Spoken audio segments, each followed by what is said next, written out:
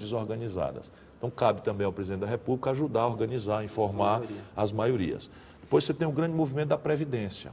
Jovens como você, no Brasil hoje, estão financiando uma fraude contra o futuro de vocês. Ao tempo em que já hoje, esse é talvez o mais grave fator de despoupança interna do país. Porque a conta lá na frente não vai fechar? Não fecha. Não fecha. E aí você tem um debate que, se for colocado com miudices, como infelizmente hoje é posto, é assim, você vai propor ferir interesses hoje, né, aumentar a contribuição, o empresário já está de língua de fora, com toda razão não quer, diminuir benefício, o aposentado que já se sacrificou e já que não ganha nada exorbitante, salvo alguma exceção, também não quer, então o debate para. E aí a gente, ao invés de deixar uma poupança para os nossos filhos, que como faz qualquer civilização, você quer dar um salto, né? Você tem que... Nós estamos deixando uma dívida. Não, e depois você tem esse primeiro bloco. O segundo bloco é institucionalizar uma coordenação estratégica. Eu falava nisso, tinha muita dificuldade. Agora, com essa crise grave do mundo e com os movimentos que nós estamos assistindo, minha vida ficou bastante mais facilitada. Essa reunião que houve em Londres mostrou um pouco, um embrião disso, uma coordenação maior. É uma coordenação estratégica entre o setor público empoderado, forte, e uma iniciativa privada coesa ao redor do projeto estratégico consensado, né? Legitimado no grande debate. E no Brasil as caricaturas são tão graves que até a gente encontrar o dissenso vai dar trabalho, porque não é possível que o frete rodoviário, que está no preço de tudo que a gente veste, come, bebe, etc., seja 4 vezes mais caro, porque as estradas brasileiras são também um problema muito sério. Não é possível ficar 3 semanas na fila de um porto para processar um contêiner e pagar 2, 3, 4 vezes mais por esse processo. Como também não é possível, por outro lado, que armas sofisticadas cheguem para a mão dos bandidos, né, sem que a estrutura do Estado Nacional brasileiro... Não é possível deixar a Amazônia, o povo amazônico, mais de 20 milhões de compatriotas nossos, esmagados por uma justa súplica da sociedade urbana do Brasil de que temos que preservar a Amazônia. Mas onde se arruma dinheiro para fazer isso, ministro? Porque uma coisa que se fala muito no Brasil é que o cobertor é curto. Então, eu tenho vontade de fazer um bordão. Né? Claro que eu sou um desastre de marketing. Né? Eu gosto de falar essas coisas com certa franqueza, isso às vezes é confundido com pavio curto, etc. Mas a idade também vai. Então eu tenho vontade de fazer uma campanha com o bordão dizendo assim, eu sei onde está o dinheiro. Onde está o dinheiro? Porque veja bem... Onde está o dinheiro? Onde está o dinheiro? O Brasil, esse ano da graça de 2009, o Brasil vai investir, a União Federal, 20 bilhões de reais, se nós tivermos o máximo de eficiência, que não temos conseguido, porque a estrutura do serviço público também se desmoralizou. Aliás, outra manipulação, não é, da minha entrevista é o seguinte, o Lula melhora tudo, mas a administração pública brasileira é um desastre, não é o Lula que só melhorou tudo. Não tem bases profissionais, eu fui ministro, caramba. Lidou com essa máquina. O Ministério da Integração Nacional tinha 7 funcionários profissionais, 7. O resto tudo terceirizado, sem base profissional, sem qualificação, sem treinamento, sem carreira, sem motivação. Isso não funciona. E nada, é um desastre. Então, você chega a limites que você tem mais dinheiro do que capacidade de fazer. Mas volta ao número. O Brasil gasta 20 bilhões esse ano, se conseguir dar eficiência ótima, que é 1, fração do PIB, e aplica em juros 172 bilhões de reais.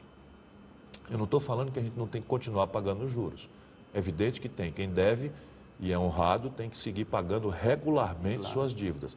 Mas não há nenhuma explicação técnica. Nenhuma explicação técnica. Acho que essa política monetária aplicada pelo governo Lula nos últimos anos foi errada. É um equívoco absoluto. Quer dizer, claro que ela teve méritos, porque conseguiu manter uma inflação bastante civilizada. Nós estamos hoje em inflação menor do que os Estados Unidos. Portanto, tem mérito, né? Mas há uma descoordenação entre política monetária, fiscal e cambial no Brasil, que não são erro vamos dizer, de gerência do Meirelles, que é um belo de um cara, um grande brasileiro, presta grande serviço ao país. É um erro de modelo, de engenharia do modelo. Você é um Banco Central muito sujeito à vontade do mercado, à influência do mercado? É um Banco Central prostrado à vontade dos bancos, isso lamentavelmente. E como que muda isso? Dá independência para o Banco Central ou não pode ter independência? Você tem que mandatar o Banco Central, mas a independência ele tem que ter funcional, operacional. Agora, o Banco Central tem que estar mandatado como os bancos centrais do mundo desenvolvido. O Banco Central brasileiro está mandatado para perseguir a menor inflação, ponto. E isso, evidentemente, você conseguiria, vou fazer aqui uma caricatura estúpida, certo? Mas se você matasse 100% das pessoas, no dia seguinte a inflação necessariamente era zero. Eu faço uma caricatura estúpida só para dizer que, peraí um pouco, não é combater a inflação, que é um valor fundamental, desconsiderando determinadas variáveis. Então, o mandato do Banco Central norte-americano, do Fed, é a menor inflação a pleno emprego.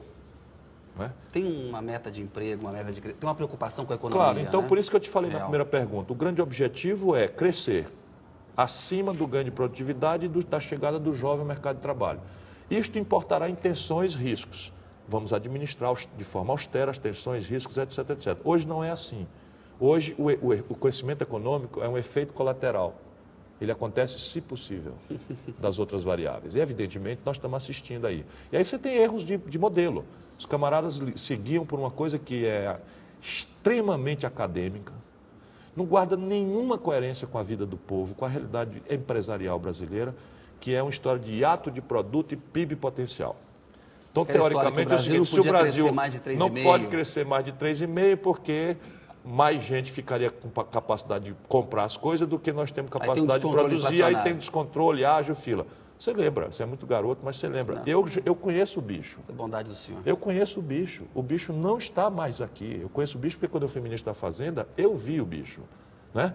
A inflação de demanda que havia, o hiato de produto que havia, claramente a capacidade instalada do país só 100% ocupada, trabalhando a 3 turnos, aí você tem o bicho da inflação. Não é o caso, jamais foi. E aí eles atiram e atiram muito pesado. A crise econômica já estava dada e eles aumentaram 0,75, meio ponto. Eu enlouqueci, eu pirei. O senhor falou com o presidente nessa época? Não, eu falei com o Meirelles na frente dele.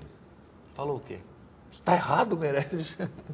O último argumento já foi em voz alta, embora nós sejamos amigos. Está errado, Meirelles. E ele respondeu como? Está certo, eu vou lhe mostrar que está certo. Tudo bem. Bom, agora a vida está demonstrando, não é que eu seja nada, é porque estava óbvio. Você tem uma crise econômica internacional que repercute no Brasil pelo desequilíbrio nas transações do país com o estrangeiro, que o Lula resolveu no primeiro mandato e agora voltou, esse tal erro de coordenação de política monetária, voltou pesado, entra pelo comércio exterior, aquilo que era visto como pressão inflacionária, na verdade era uma vantagem estratégica para o Brasil, que é um país ainda muito exportador de commodities, cai o volume de exportação, cai o preço, né? Felizmente o presidente Lula, contra a crítica de muita gente, fez um serviço muito importante de diversificação do destino do comércio exterior brasileiro, contra certas opiniões poderosas, que devem inclusive ser explicitadas na campanha eleitoral. Então, o segundo bloco de tarefas, voltando ao projeto, é institucionalizar essa coordenação. E o terceiro? E o terceiro é um investimento em gente. Não há menor chance, falando estrategicamente, deste país superar suas contradições com 6 anos de escolarização média de baixa qualidade. Não há. Não há a menor chance do Brasil superar suas contradições com a família brasileira com medo. Com medo. As ruas sendo controladas pela marginalidade, pela violência e o povo com custos adicionais extremamente, as empresas com ineficiências, etc, etc. Como não há como você ter produtividade com 700 mil casos de malária, uma doença medieval acontecendo em lapsos de 3, 4 anos na Amazônia. Não é possível que a dengue seja, de novo, um problema na Bahia, comprometendo... Mas, onde está o dinheiro para tudo isso? Eu volto a te dizer, o Brasil tem 600 bilhões de reais de orçamento federal. 600 bilhões de reais. Você acha que reduzir os juros ali, é isso? Para gastar menos na conta de juros? Veja bem, o primeiro movimento é construir o dinheiro. Qual é o primeiro movimento do projeto? Elevar o nível interno de poupança. Um novo modelo tributário, que aí você tem uma regressividade que, se você superar, é importantíssimo. Dá para fazer isso no mandato presidencial? É possível que não, mas é necessário começar. Agora, o Juscelino, em 5 anos, fez muito mais do que isso. É evidente que a agenda do Juscelino não era institucional, era uma agenda de infraestrutura, mas era uma agenda de modelagem de um caminho econômico para o Brasil. Quando o Juscelino tomou posse, ali o Brasil tinha nada em matéria de indústria, nada. Tinha pioneiramente os esforços do Getúlio Vargas, que barganhou a CSN para dar uma base siderúrgica e, portanto, permitiu a indústria metal-mecânica e mais nada. E o Juscelino amoldou a indústria automobilística, lançou as bases da infraestrutura moderna do país, desenhou um equipamento, não é, que transformou hoje o Brasil na 15ª economia industrial do planeta. Uma das 8 economias que tem uma indústria de avião. Então, tem que começar. Tem que começar. Ministro, vou pedir licença. A notícia volta já já com o ministro Ciro Gomes.